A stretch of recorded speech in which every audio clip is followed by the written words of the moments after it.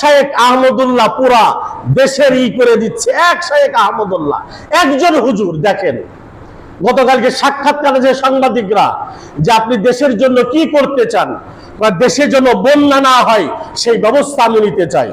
আমি প্রধান উপদেষ্টা সহ সমস্ত উপদেষ্টাদের সাথে আমি পরামর্শ করব যে দেশে যেন বন্যা না হয়। কি করবেন আপনি? আস-সুন্নাহ ফাউন্ডেশনের পক্ষ থেকে যত খাল বিল নদী নালা আছে এইগুলি পুনরায় খনন করার চেষ্টা করবে ইনশাআল্লাহ। এরকম একটা বাপের বেটা দেখান তো বাংলাদেশে। সে যে ত্রাণ দিচ্ছে মানুষদেরকে, সে যে পরিমাণ ত্রাণ দিচ্ছে মানুষদেরকে, দেখেন তো এরকম একটা বাপের বেটা। কত রাজনৈতিক দল দেখলাম, দেখান তো যে এত ত্রাণ কে দিচ্ছে, এত সহযোগিতা কে করছে। খড় কুটা নিয়ে যেতে হবে, গরু ছাগলের খাদ্য নিয়ে যেতে হবে।